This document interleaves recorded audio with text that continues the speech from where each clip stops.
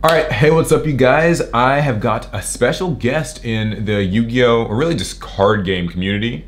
Solemn YuGiOh, or at least that's the name of your channel, but how would you like to be introduced? What would make more sense here?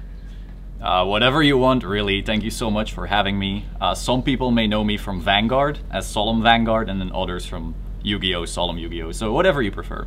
At any rate, I have actually been watching your channel for, I guess, several months now, actually, and it's kind of interesting to me because I feel like, I don't know if it's just YouTube's algorithm being YouTube, or like if it's just the fact that, you know, there's been the card game boom. That's something that I've like heard a lot about. It obviously happened a lot last year, and then it just seems like your videos just started appearing, and I was like, oh, who is this guy? And I started watching, and I was like, oh wow, like he's got like he's really good opinions and really good perspectives, and it's stuff that I just don't feel exists in, like it had existed really in the YouTube community as much up until now.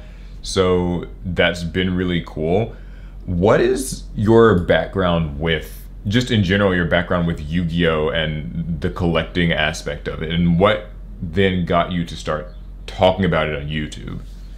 Oh, so first of all, thank you so much for these compliments, because I'm about to blush. But so essentially, I started Yu-Gi-Oh back in like Starter Deck Pegasus era. So that's, I think, 2003, maybe 4 for Europe. So somewhere in that range. I kept playing all the way up until 5Ds. So, you know, that's a long time. Then I quit and I came back, I want to say around Summon Sorceress era. So that's 2017, 18, somewhere in that range. At the time, I was also playing Cardfight Vanguard a lot. At one point I had a Vanguard store. We also did a little bit of Yu-Gi-Oh! So essentially I got a lot of that card store business sense in the Vanguard space, but then I also started buying some Yu-Gi-Oh! On the side. Let's say I started off with a starter deck Kaiba, but then earlier last year, like beginning last year, is when I really revved it up. I had been following this whole, you know, whether it's Yu-Gi-Oh! Finance, MTG Finance, Pokemon Finance, I guess that's how you call it, or collecting vintage cards essentially. I had been following it very closely, but I was never really going ham on it because I had this huge tax bill coming. Essentially, I run another company on the side that had been doing well. And so in Belgium, you have very high taxes. So that tax bill was like 2 years late. So I had to wait with a lot of spending. So then early 2020 is when I really started buying like the bigger ticket items. And so I figured, like you said, collectibles got so big in 2020. Obviously, Yu-Gi-Oh! Had been growing as a vintage market actually for a while. But in 2020, it reached a new high. And I figured, wow, this is, you know, exciting. But on the other hand, some people might be lured into maybe spending a lot on the wrong things, and I didn't want people to lose a lot of money potentially on gambling. And so that's where I figured my channel would be useful. I used my little bit, I don't know, comedic character or whatever you want to call it from Vanguard, and then in this space. Thank you. So yeah, that's where I'm at, I feel.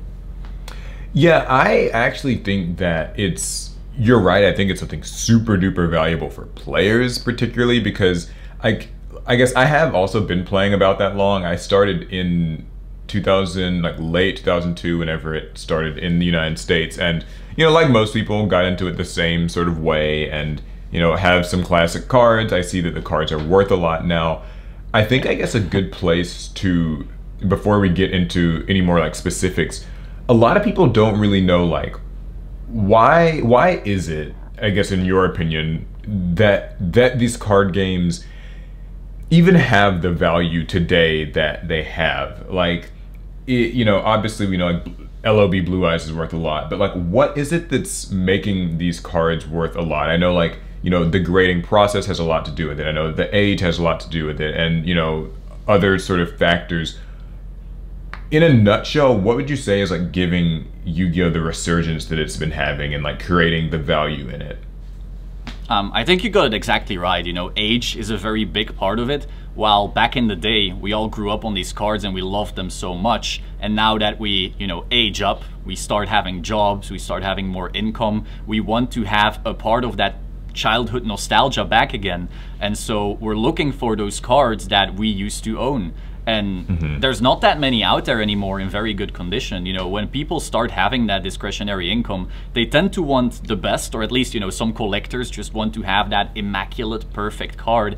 And I mean, I don't know how you were as a kid, but as a kid, I destroyed all my cards. We had rubber bands, we played.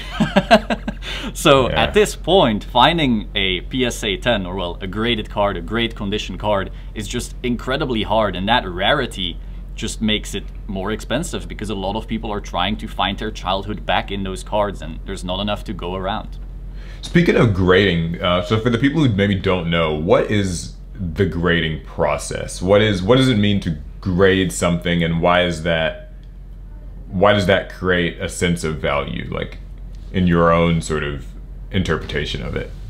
So essentially, when you sell a card online, you can say it's near mint, but another person might say, well, this is light play, and another person might say, no, this is actually mint. And so you've probably ordered cards before from TCG Player where you're like, what, is this near mint? And so as these prices go up, people don't want to deal with the potential of having, you know, a card that's supposed to be mint not be mint, because you're really spending a lot of money. And so where grading companies essentially come in is they're gonna check out your card and they're gonna give it a number. And if you trust the grader's opinion, essentially, you are gonna give value to that number because you truly believe, okay, I am buying a properly mint card. Another company has looked at this and now I know I'm buying a 10. So there are two grading companies in that space mostly, or there are more, but the two big ones would have to be like PSA and BGS. Usually PSA gets a slightly higher premium, unless on 10s. BGS 10s are a whole different league, they're way harder to get, but in general a PSA will get a slightly higher premium. And so yeah, you send them to one of these companies, they check out your card, they give it a number. On BGS you also get subgrades, we can get into that later, and then you know, okay, this card is mint, or it's gem mint, or it's, well, poor or excellent, whatever the number means to you essentially. Okay, so here's I guess sort of a scenario, right?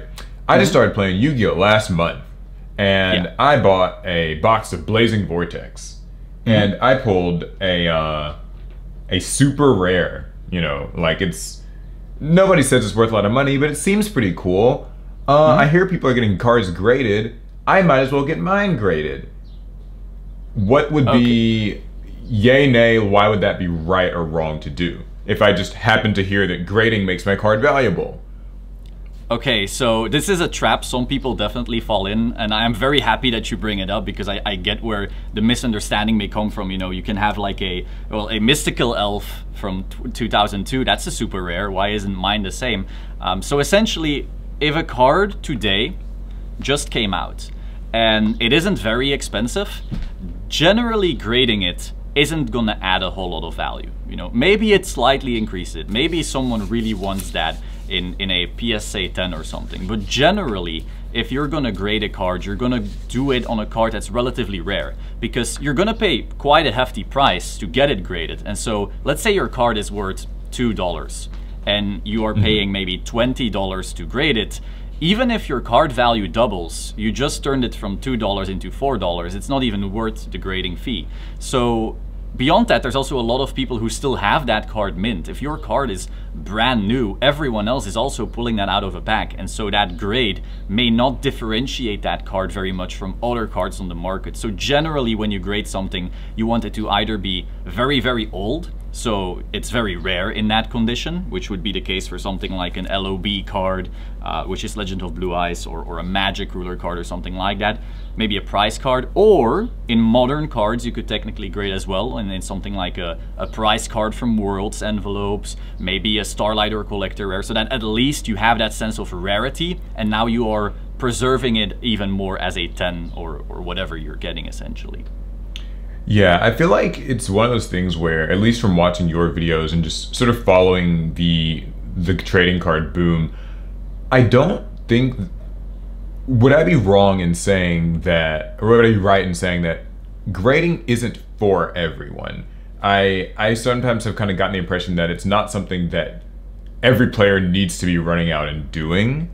If only because of the example you gave where, like, I mean, you can lose money if you're just grading cards that are kind of traditionally not worth a whole lot, or they're like extremely new and like packs are still being opened. Obviously it's not useful there. I also feel like in Yu-Gi-Oh, in like the modern game of Yu-Gi-Oh, where like high dollar cards really shouldn't be graded like a Forbidden Droplets or a Triple Tactics Talent or Pot of Prosperity, because I feel like those cards are better off being used rather than graded. Even if they might be worth maybe $100 right now, they're better played. Whereas like I feel like other older cards, you know, your Dark Magician Girl, your Chaos Emperor Dragon, maybe that type of thing, isn't going to be played in like a tournament or in a game. It's meant to be collected. Do you think that's like, would you say that's true? Yes, that's exactly right. Like a card, like you mentioned, Forbidden Droplets, Triple Tactics Talents, the value that currently has, which is high, you know, it's a $100 card, maybe 70, maybe 120. That value mostly comes from how powerful these are in decks. And so people generally don't collect these. They just put them in their decks, play with them, maybe get an epic win with their Cyber Dragon deck of that, but it's never really going into collections. And so when you are grading something, you need to understand inside one of these slabs, that card is no longer playable. And so when the playability creates the value, it might not be worth grading. So that's why, like I mentioned earlier, it's usually better to go for the collectible cards, whether that's the old ones or even the new ones like your Starlight Rare, Collector Rares, and so forth. Yeah, I actually have a couple of cards that I do want to get sent in for a grade. I've got I have like a Starlight Rare. This actually is a great segue then. What is your opinion on Starlight Rares? Because I have a take on them. I certainly think that they're pretty interesting. I think it's fun. They've only been around for I guess like a year and a half or so now, and players seem that like they really enjoy them. But I guess from a more financial point of view, what are your thoughts on Starlight Rares?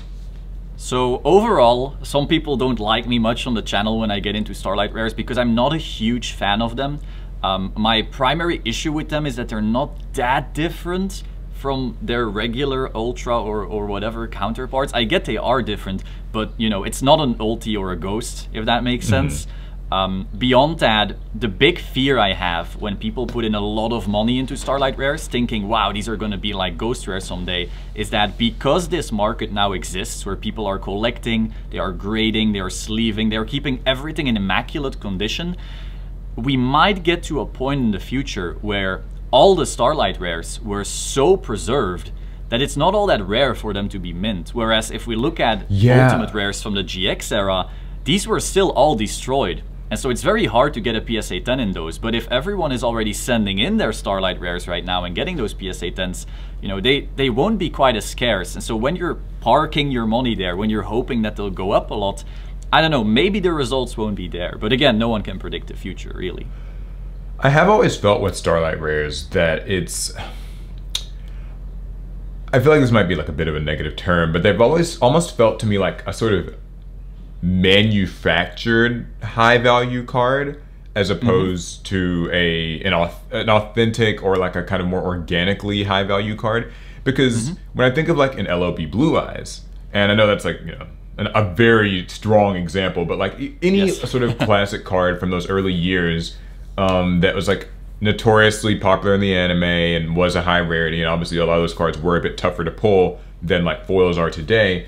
I feel like the value came in the fact that like it was a part of the normal set. Like Blue Eyes White Dragon is just a normal card in the set. It's an ultra rare or whatever, but like I feel like with Starlight Rares, it's everybody already knows like out the gate that exactly what Starlights are. They know exactly what the sort of pull rates on them are, and in that way I guess it feels sort of like it's more like Konami manufactured the value in them. Does that sort of track in any way? Do you feel that way, or does that maybe, like, how do you feel about that? I guess also 10,000 Dragon, another really interesting example, but we'll get into that in a second.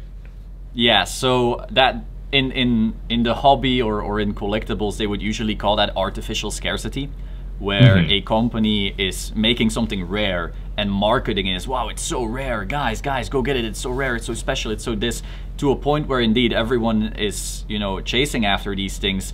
But is it because it's rare, or is it because of an organic demand? The big issue is back in the day, when a kid was going after a Yu-Gi-Oh card, you know, they had the income to maybe buy a pack, maybe 2 packs if they were lucky. And so it was very, very elusive if something was an ultra. Whereas now that we have, you know, I'm personally 24, I don't know how old everyone watching is, but now that we all have, you know, more income than back then, generally, maybe not everyone, it's much easier to go out and buy 2 boxes or maybe 1 box. And so indeed, a lot of the organic mystique around the older cards, you really don't find with newer ones.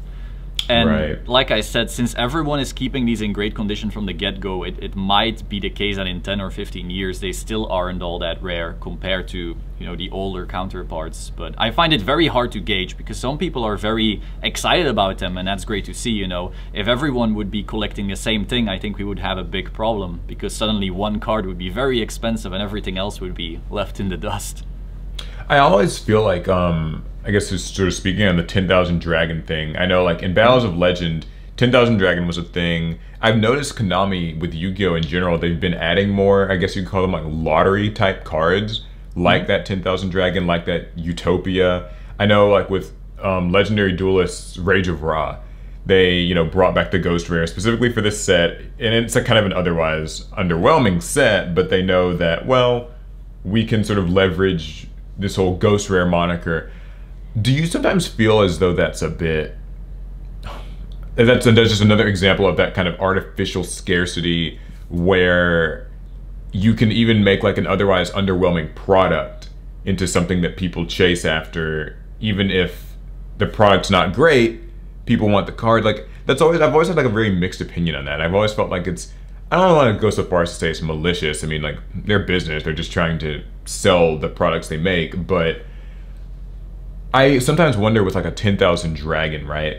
I've seen like YouTubers even, for instance, where they'll be like busting open case after case after case. Well, a 10,000 Dragon is, let's say, like 1 in every case. I believe it's 1 in every 1 or 1 in every 2. Of course they're going to pull it. Yeah, 1 in every 2, and so it's like, if it's like a YouTuber and they're like, oh, we're opening case after case after this, and then like, you know, freaking out because they pulled this card. But it's like, well, of course you pulled the card. You bought the amount of product where it's statistically going to show up. It kind of makes me wonder, like, I mean, do these cards lose some sense of authenticity and like excitement because it's more normal for people to be cracking open boxes and cases now? That's a tough one. I've never seen it that way. While I am usually not very hyped on 10,000 Dragon because we saw a lot of people speculating on them when they came out, and you had people instantly grading them. So if you go to the PSA pop report, if people don't know what that is, you can essentially see which cards got a 10, how many did get a 9, and so forth. You notice like half of all the 10,000 Dragons sent in got 10s. So that shows you, wow, these aren't particularly rare. Like everything is getting 10s and 9s. And yeah, that gave me an iffy feeling because a lot of people were suddenly very hyped, like, oh, this is the 10,000 card or whatever they marketed it as. And we saw that price drop really quickly. Like I think it went for well over 4,000 in a PSA 10 at first, and then now people are having a tough time selling them around 3. I know a lot of people who, you know, just bought them all at 1K, 1.3K maybe, and then graded them all and now are trying to just offload these 10s that frankly not many people really want. So yeah, that's true. Yeah. I don't know. I don't feel too hot on them, but who knows, right? Maybe in X years people love them, but I personally don't see it. But it's very hard to gauge overall. I don't really have a love for them. I think overall people really want to go for, you know, the thing they grew up on usually. And as to your point for these products with these chase sets, it is indeed very scary to me that they can make a very mediocre product but make it very top heavy. So in the sense that everything in the bottom of the product, let's say, is worth nothing, and then you have your one card that's worth a lot, like the Winged Dragon of Ra in a Ghost would be a great example of that. I do feel that gives some people, you know, not very exciting times opening this product, maybe when they're looking for one card that they very likely won't be getting. But yeah, it is what it is. I think it's great when they add a fancy rarity to an otherwise great product, but that's just me. Yeah. No, I agree. I do think that they've done some, like, for instance, one of the rarities that I've kind of liked recently is the Collector's Rare, if only because I think they're not like quite hinting it as like, you know, Starlight Rare, one in every 600 packs or something. But it's kind of more like, you know, you can reasonably expect to get a collector's rare if you buy enough product, but like a normal person can get it, but it also still feels a little special. For me personally, think that it like hits a nice middle ground of feeling special to pull, looking really nice, but also not being like you have to buy a whole case to maybe have a chance at one. And so in that way, I feel like that's like a rarity that I've really enjoyed, as opposed to the 10,000 Dragon and maybe even like the Starlight Rares, where they feel so artificially like just forced to be like worth a lot. I don't know. What do you think about collector's rares? I do like the idea of having a card that's like one per case or whatever, because it does give, you know, some of these deep pockets collectors something to chase, and that might be worth it. You know, Konami also realizes that there are a lot of collectors aging up, let's say, who have that income and are willing to spend it. But I do agree with you, you have to draw some line somewhere, though I believe Ghost Rares at one point were also maybe one per case. I would have to check the full reports. I know they consistently changed everything around. So it just really depends on how deserved it feels, you know. If the rest of the set isn't that hot and then you're saying, oh, come check out this one card, then that doesn't feel so great. But if you have an otherwise super exciting product, I do like some extra rarity and some extra chase a lot. That's actually, so something I'd like to know your take on. Ghost versus Starlight, because I know this comparison gets like brought up all the time. People are like, oh, we want Ghost Rares back, Ghost Rares felt better, or well, Starlights look prettier, or they're worth, you know, whatever. Do you, for me personally, I feel that Ghost Rares, and this is probably kind of just nostalgia speaking, felt more exciting and felt more rare. I know they were similarly difficult to pull, but I guess, I don't know if it's the fact that there was only like one Ghost Rare per set, whereas Starlights are now 5 in a set, or what it necessarily is. I don't know, because I feel like with a Ghost Rare, for instance, you could take like a Stardust or a Black Rose Dragon. It's only really the cover card of the set, in most cases, that's how they were at least. And not only that, but like, it was always an iconic monster, whereas Starlight Rares, you know, there's just so many, there's like a few different ones. It might be like the cute waifu of this set, or it might be, you know, the sort of staple spell of the set, and then it's maybe 2 other cards that are just pretty decent cards in the set. Which do you think kind of, as a, you know, if you wanted to invest in these, which do you think did a better job of being valuable and feeling elusive and special?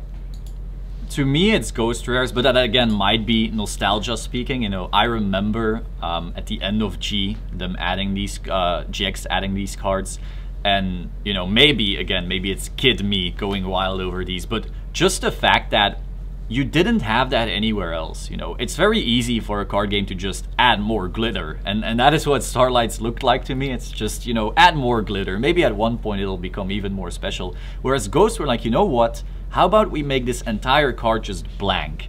And that felt really weird to me. You know, I don't know. I feel like that was so different that it revolutionized rarity in a way. Whereas Starlight is just more bling, and maybe some people like that, that's great, but to me that chase of that ghost, and like you said, that one singular ghost, and it's that iconic monster that you're so hunting for, you know, with a Starlight you can almost say, oh no, I got the wrong Starlight, and you couldn't really have that with these original ghosts.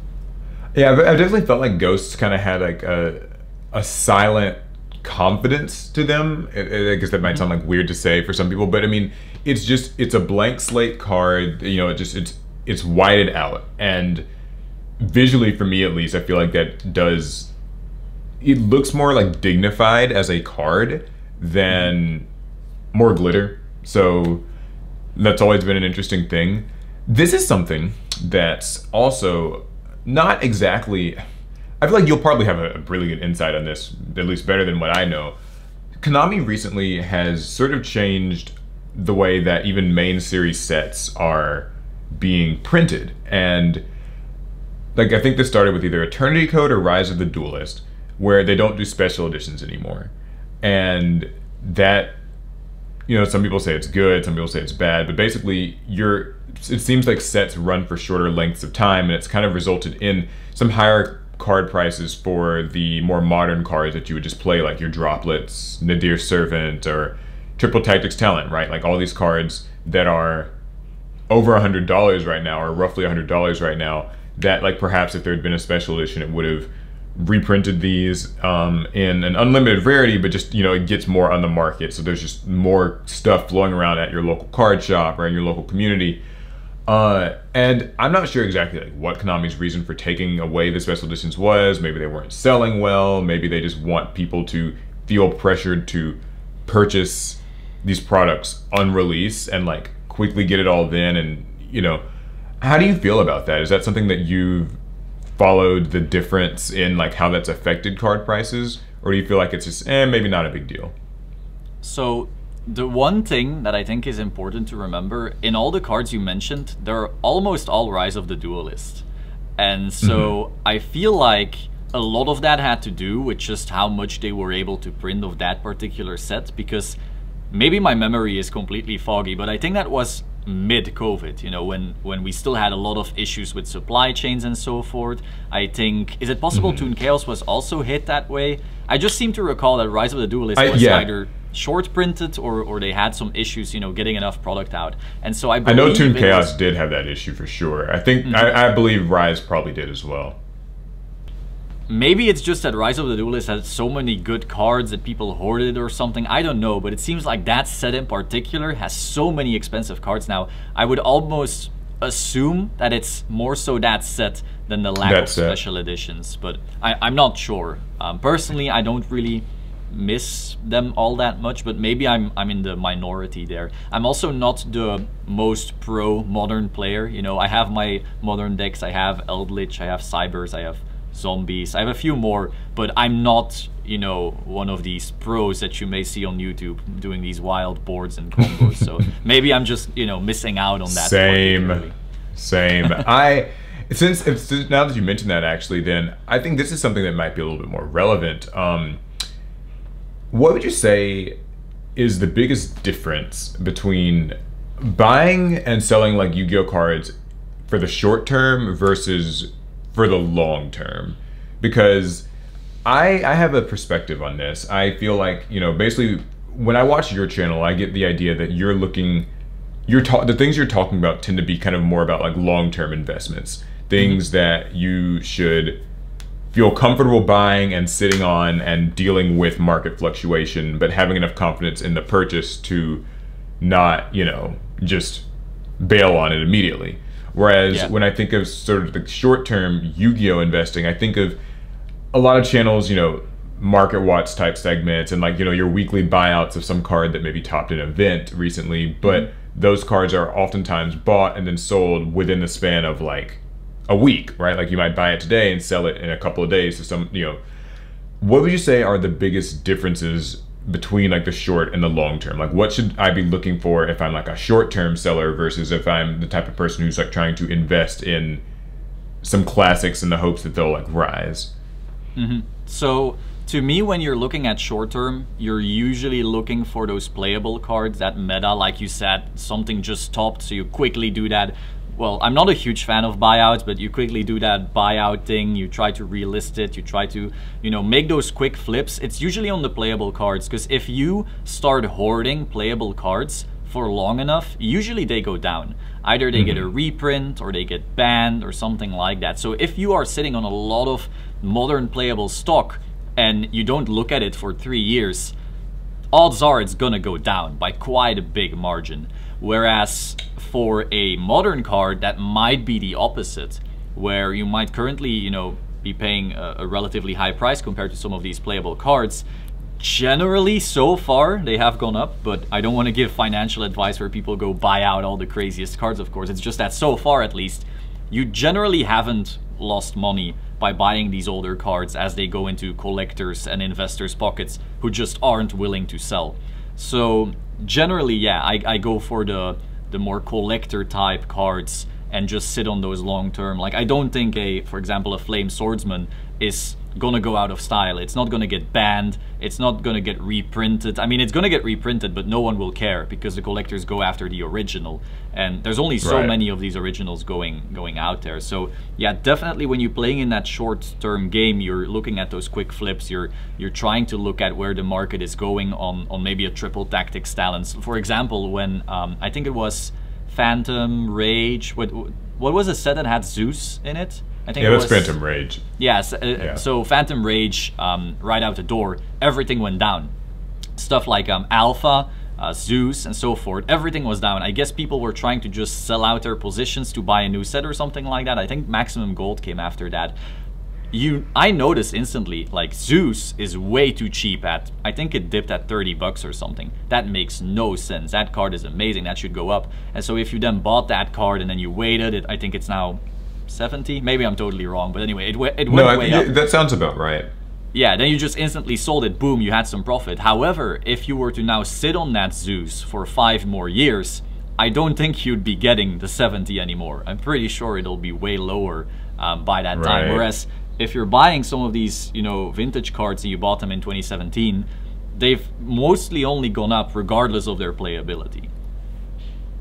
That's, you know, that actually makes me think, when we sort of talk about vintage cards and classic cards, at what point in your observation does a card become, at what point does a card sort of gain that retro appeal? Because, like, we know, of course, you know, your early Yu-Gi-Oh sets, you know, Duel Monsters era cards, that's been long since cemented as, like, okay, people love these cards. And then over time, you know, GX also became that way. There's a lot of GX cards that, like Ancient Gear Golems and those sorts of things, that kind of feel like they're there. I feel that in recent years, the Yu-Gi-Oh 5Ds cards, your Stardust Dragons and like Black Rose Dragons, especially in that Ghost rarity and stuff, are beginning to gain that prestige. At what point do you feel like that sort of begins to happen? Like, do you think that that would ever happen with Zexal? Because Zexal's, I mean, that debuted in like 2011, so it's only just now like 10 years old. Where's that distinction, like, in your observations? So a lot of people disagree on this one. Personally, I feel like nothing after 5Ds will ever see comparable growth to, let's say, our Duel Monsters or our GX.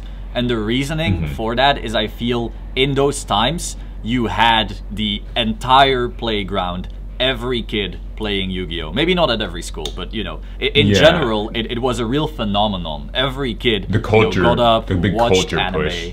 Yeah, exactly. Like, you literally had everyone playing. And so, whereas in your Xyz eras and your Pendulum and so forth, it was mostly, you know, teens, late teens, usually maybe people in their 20s and so forth, getting back into the game. So they usually were already into Yu-Gi-Oh just from Duel Monsters, but they took a break or something. Or you're like me, you quit around 5Ds, came back in Lynx. That's also something that happens often. So these were people that didn't grow up really on Xyz. Now, some people, I've spoken actually to John from House of Champs about this quite a bit already. Some people say, oh, actually, there's quite a bit, you know, quite a few kids that did join in that era. So maybe one day those cards will be seeing similar, you know, appreciation and so forth. Some people disagree. We'll see how that plays out, right? But personally, I feel that since Yu-Gi-Oh had that phenomenon effect in Duel Monsters and GX, and ever so slightly in 5Ds, I feel like it will forever be those that really stay the most coveted. Maybe some cards will go up, you know, that's perfectly fine. But if you remember, you know, LOB Blue Eyes was maybe 50 bucks back in 2002, and now you had sales at 85,000. I do not think you can, you know, expect such moves anymore for any era after 5Ds. In 5Ds, you do have quite some expensive cards. You have, for example, a Stardust Dragon, Ghost Rare. I know for a fact that PSA 10 first editions of that are getting like offers of 20 or 30,000 because these are so hard to grade. But that hasn't really been happening publicly much. So your BGS 9s and so forth of that are usually like, I think, 6,000. That's, yeah, that does make sense. I mean, I feel like Yu-Gi-Oh was, I always have described it as kind of like a lightning in the bottle sort of moment where, you know, Yu-Gi-Oh will never be able to like recapture the pop culture craze that it had like in the early 2000s, and I just think for that reason the people playing and collecting and buying and selling these cards right now are either people who are just got back in, or they're just people who are like in their 20s or 30s, where it's not like, you know, parents going out to buy this stuff for their kids. And so in that way, I think it's led as well to that whole it's like why Starlights, for instance, don't feel as impactful as even just Ultimate Rares from like a GX era, because the Starlights feel they're too new and kind of manufactured, as opposed to just the raw appeal of the older cards. So I do think that there's still some parents buying Yu-Gi-Oh cards for their friends, and there's definitely, you know, some people on the playground still playing, but just not at the same level, I want to say. So I think, you know, lightning in a bottle, I agree to an extent, but it's also important to realize that the early 2000s and the 90s as well was just a huge surge for trading cards as a whole. So it's not like it's just Yu-Gi-Oh now not getting the same level of attention. It's more so that the idea of a local game store is getting less attention. Kids now grow up on, you know, whether it's iPads or Fortnite or all these other games, and that's not meant in a bad way, you know. We all grow up on different things that we like. It's just that the model of trading cards is less big, I feel. And so we notice this with other card games as well, trying to enter the scene, whether it's Digimon or Dragon Ball Super or Cardfight Vanguard or Wise or Force of Will. None of them really get the same level of hype and phenomenon and just people going wild at stores like they used to back then, because the whole local game store model is just wildly different, I feel. Yeah, that's definitely true. What would you say are the biggest misconceptions? And I know we're both YouTubers, so we've, you know, read plenty of comments, yes, you know, on videos and just like online and stuff, where people kind of have a, like, what would you say are like just the biggest misconceptions people have surrounding like the collectible kind of investing in Yu-Gi-Oh market? Like just the stuff that pops up the most in your comments, or just that you just see in groups on Facebook, wherever, Discord, online. Like what things you see said the most that just are clearly not, like, just misinformed? Oh, there's so many. Now I really have to think. One big one I feel is that some people think that they have a lot of PSA 10 worthy cards, but they're actually all PSA 7s once they actually send them in for grading. A lot of people misgrade their own cards, which I think is pretty important, you know, especially when you're trying to sell.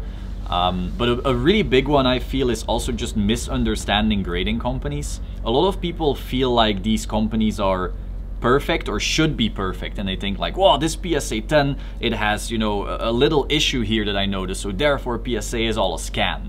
Or, oh, this BGS, same thing, there's something wrong with this card and it got a good grade, so they're just scamming, it's all random, or things like that. Everyone has these wild conspiracy theories, and it's mostly because a lot of these grading companies, they're still just, you know, humans, and maybe a grader has a bad day, maybe something is wrong in their life and they're not paying the best attention. That happens, you know, but I would not say that it's a majority thing. So that's something that I notice a lot of people just not understanding that, you know, a human grader is still a human, so they're imperfect.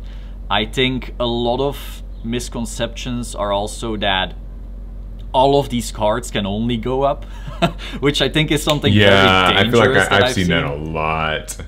Yeah, like a lot of people think just, you know what, I'll buy this card. I'm not even going to mention a specific, but you know, in 10 years it'll surely be worth more, or next year it'll be worth more. These can never go down. And because a lot of the speculation that has been happening in MTG, Yu-Gi-Oh, and Pokemon, I do try to caution people on my channel very often about, hey, like, do make sure that you're buying something that has some fundamentals to it. And when I say fundamentals, I mean it can't come crashing down, because there's actually way more out there than people realize, because that's a real issue and people don't realize this. For example, if you go into Pokemon right now, if you bought Pokemon cards at peak hype in October 2020 around the Logan Paul thing with the box break and so forth, you have lost like 50% of your money. And no one is talking about this. Everyone is saying like, oh yeah, but look, trainer cards are going up. And I'm like, yeah, but can we talk about base set again? Nothing in base set has recovered since then.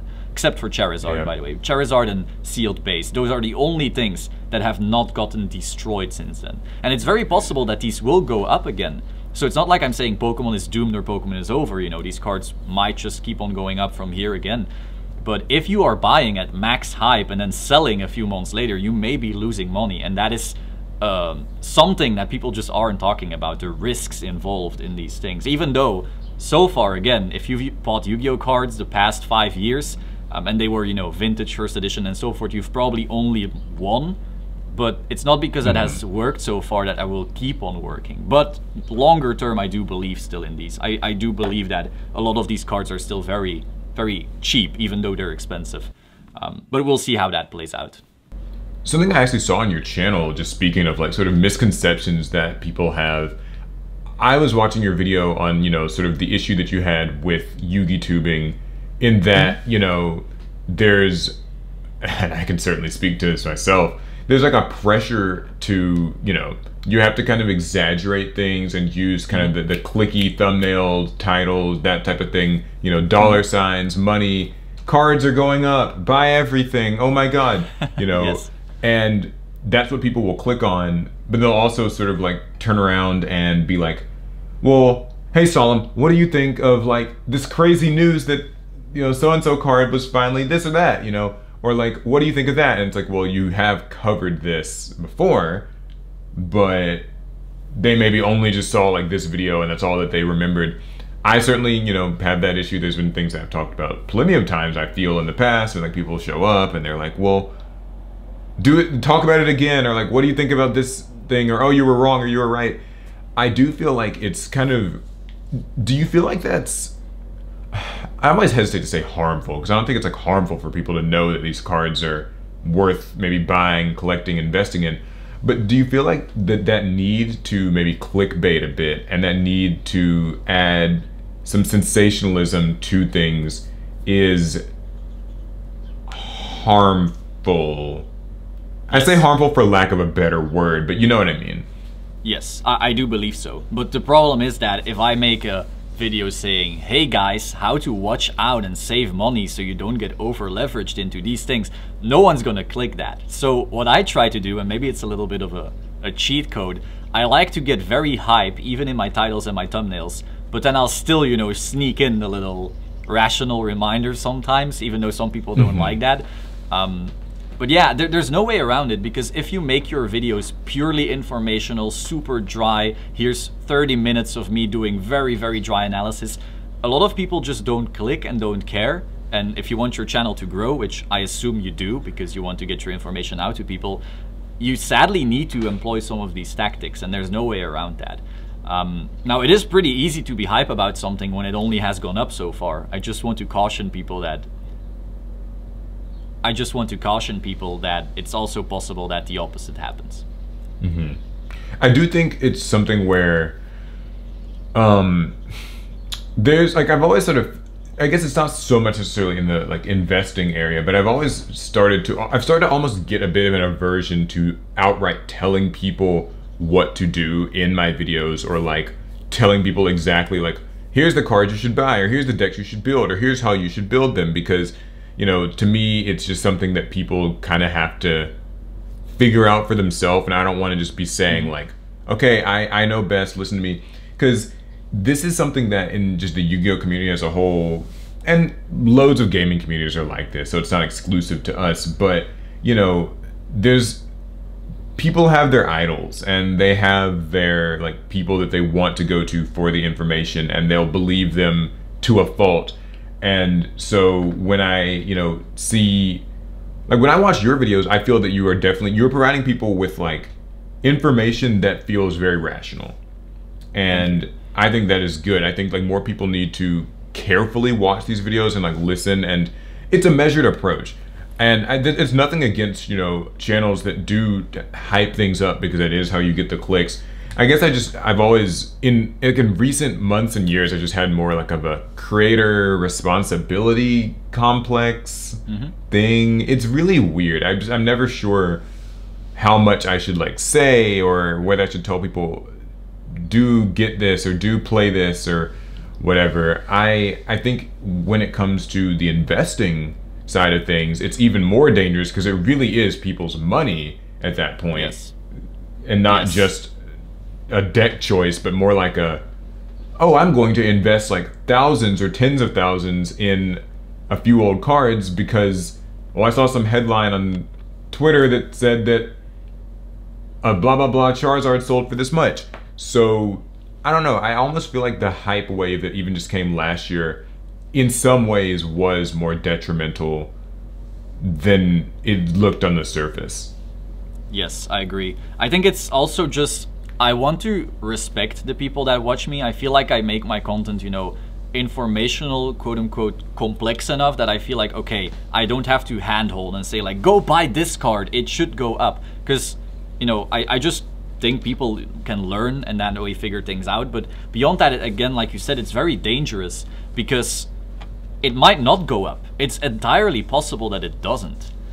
And so, you know, I can believe in something and I can put my money there and then I can say, you know what, I put my money there and I think that's smart, but watch out, because if people start listening to me and then maybe it doesn't perform, you know, maybe the whole stock market crashes and a bunch of people need to start selling their houses and maybe they need to start selling their cards, and that means there's a bunch of supply and now these cards go down, and then they come to me and say, hey, you told me to buy this card. I'm like, no, I've like very clearly explained all the risks to you. And I kind of pride my channel on, you know, giving those two sides. Do you feel like if this is like, I guess, a hypothetical, but I think it could realistically happen. You know, right now your channel is not like some huge, you know, YuGiTube channel or whatever. Yeah, but I know it's a tadpole. But hey, but let's say, because I do believe in the channel. I think it's like good information. I think they're really good videos, and like, you know, you're on the daily upload grind. I think it's all great.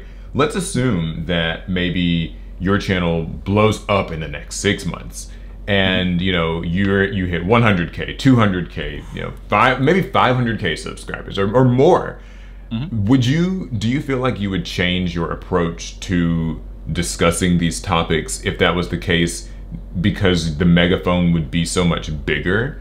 Since like right now, I kind of feel that following your channel is for people who are genuinely very interested in this, and you respect your viewers. These aren't like, we're just gonna like spend $1 gazillion every day on each video, and you know, and I'm gonna tell you guys to go and buy out all. It feels honest and it feels like sincere. But if your channel was, you know, 10 times the size, every word you said would be like much more analyzed and acted on by people. Do you feel like that pressure would maybe change the way you would approach videos, or you still think it would pretty much be maybe just the same way? So I'm kind of in a quote-unquote privileged position in the sense that I don't rely on YouTube for my income at all. Like, this channel is, in terms of ad revenue, and you probably know how hard ad revenue is, so consider my little channel, you know, it's not even relevant. So even if this channel grew tenfold or even more, I would not be required to make it extra hype to get more revenue, because it's not, you know, my primary source. I have my 2 companies that are doing fine, and I don't need this at all. This is me having fun more so. So for that, it wouldn't change, but I do agree that, you know, your words would start having more impact. Now, to that point, I have really been confronted with how much impact they already have. Like, on the other day I was on a stream and someone said, hey Solemn, my father just invested $50,000 into YuGiOh cards because of you. And I was like, what?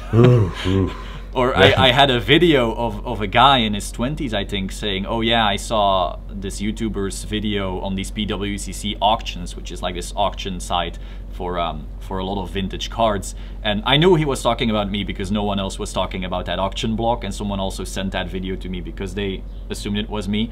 And he had spent like multiple 5 figures on cards. So I already, you know, quote unquote, wield quite a bit of power, let's say, even though it sounds very weird, for this little channel. I totally hear you. So I'm already trying to be, you know, extremely responsible with that, because I realize, like, wow, if I start blindly hyping, as you see a lot in Pokemon, I'm very happy that we don't see it a lot in YuGiOh.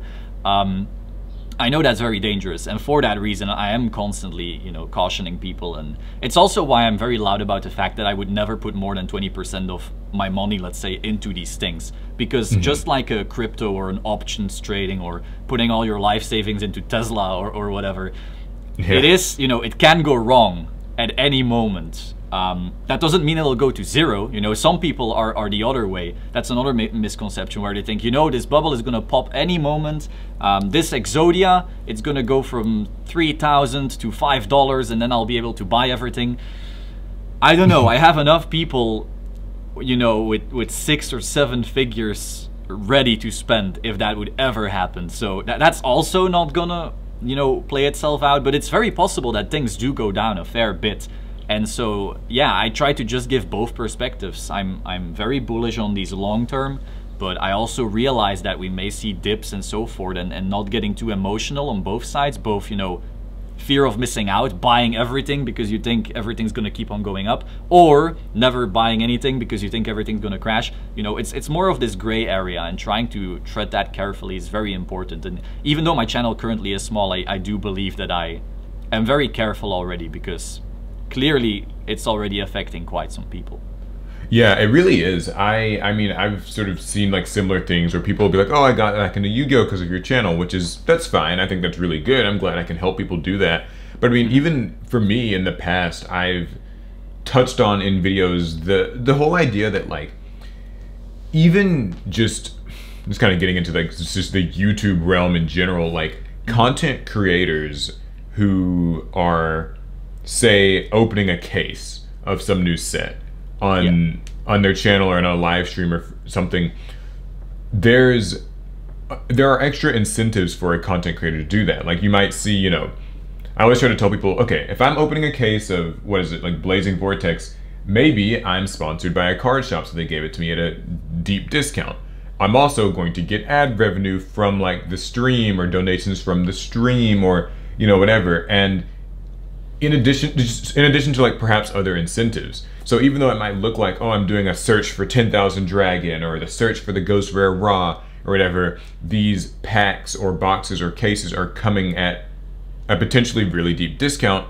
And I know some people will watch these videos and they'll go out and be like, okay, well, I want to like also do a search for this 10,000 Dragon, so I'm gonna buy cases of Battles of Legend. But like, they might not be in the same financial position or just have the same type of connection, or because, you know, even if I open a box on my channel or something and I pull complete trash, well, if ad revenue compensates for that, or if I'm sponsored by the local card shop and they gave it to me for free, I lost nothing. And so I'm always really careful about like trying to remind people that just because they heard card games are worth a lot right now, I should just buy a lot of them.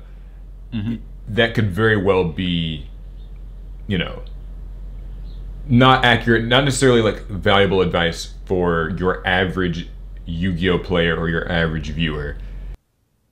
Yes. So the way I see this, I've seen this a lot actually. I often see people going, oh, should I buy Blazing Vortex? Will I make money that way? A lot of people don't realize that the expected value, meaning generally, you know, on average, the amount of value you will get from a box is almost always lower than the value of the box. The sealed product is worth more than what's inside on average. If it wasn't, you know, let's say a box costed 80 bucks, but you were gonna pull 300, then everyone would do that, because you would instantly, you know, turn 80 into 300, sell all the cards and make profit, and that would make it so there's less boxes available, there's more supply of the cards, and so that would fix itself.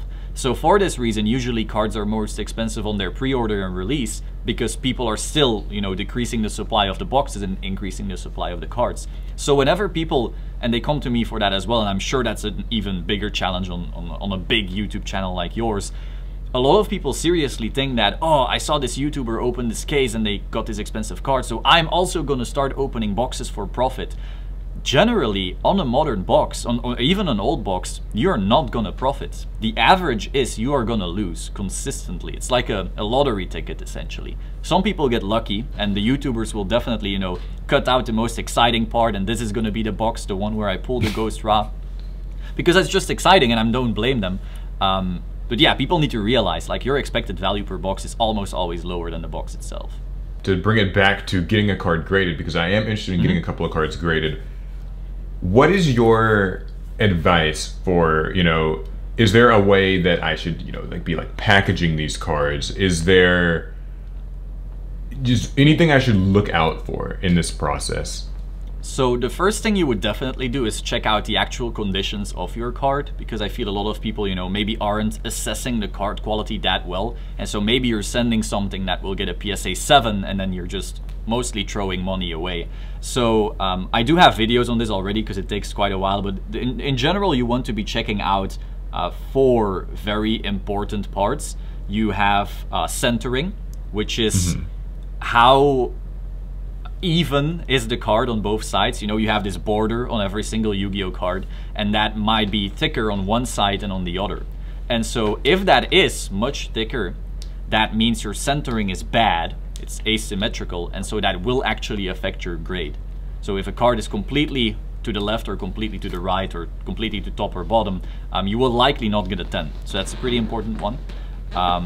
That's also a reason why certain cards are actually more valuable than others, because the centering in a particular set, like an entire set of cards, might be off, so getting a 10 is even harder. Then next up you would be looking at corners, meaning the 4 corners of your cards. Do they have any whitening? Are they weakened? Is there any damage to them? Because if there is, well, maybe you're only getting an 8, a 7, or 6, depending on how bad the damage is, maybe even a 5, but then you really need some bad damage. Then you're going to be looking at edges, so just the 4 edges of your card. Is there any whitening, kind of similar to corners? And then the surface, meaning do you see any scratches, any indentations, anything like that? So once you've then assessed that your card is, you know, great condition, maybe perfect condition, then we can move into, you know, the important things on how to grade them. So the most important things is that basically which supplies you're going to be using. A lot of people think, oh, I'm just going to slam these into some sleeve, I'm going to put them in an envelope and send them off. But the problem is that a grader only has a set amount of time to actually grade a card. And so the easier you make their job, the better. So some people think they can just tape shut a top loader or something like that, but you're actually making it extremely hard for this grader to get to your card. Maybe because of a time, you know, a time limit, they might even damage it because they have to force it out or something like that. So you want to make that as easy as possible. And so the best way is to put it into some very soft sleeve, an Ultra Pro sleeve. I'm sure you have these. They're called penny sleeves. And then that penny sleeve you actually put into a card saver. So I don't know if you've bought these before. They are from yes, they are from a brand usually called Cardboard Gold. They're these red boxes with these yellow letters on them. I also have a link in all my video descriptions if you want to check that out, where people can buy these. I don't sell them, by the way, so it's not like I'm making sick profit of this, but Cardboard Gold card savers. And so these are essentially very big sleeves, but they're a bit stronger, and they're also very easy to get the card out for your grader, and that way they don't lose time, and they have less odds of damaging your card, and you really don't want that to happen, right? Oh, now, I've seen these before. A final little trick that some people like to use is inside your card saver, you can have a little post-it, let's say, onto your penny sleeve, and that sticks out of the card saver. I can send you some pictures of this. Maybe you can put that up on the screen so people have a visual aid for that. And so that little, you know, slip of paper is basically sticking out of the card saver. It's attached to your penny sleeve, and that way the grader can actually pull it out of the card saver without having to even touch your card. So this way, once again, you make their process much easier, and so that way you just have less odds of weird things happening. So those 3 items, let's say, a penny sleeve, a card saver, and some kind of post-it, a long post-it, those together will make grading your cards much easier. Okay, that's actually really helpful, because I was, oh god, I was afraid. I was gonna be, because I mean I have penny sleeves, so I was like, okay, I guess I'll just do like penny sleeves and maybe some type of top loader and then just like send it in that. So this is better to save me some. Yes. Oh god, I'm actually like frightened at how I was gonna do it before now. So top loaders are now okay. Because of the, well, at least last year you had the pandemic, and so not everyone could get access to everything. And so top loaders, you know, some people just sent in top loaders to middlemen and so forth. But generally, you know, card savers are the standard. I actually have videos where I show off what I'm about to submit to PSA, and they are in top loaders because that's how I store them, and people get mad. They're like, where are your card savers? I'm like, chill, this is just storage. But yeah, so card savers are definitely the standard for that. Oh God, well, thank goodness for that, because I just feel horrible now. Anyways, yeah, I'm gonna have to get all that stuff because I do want to send these cards off.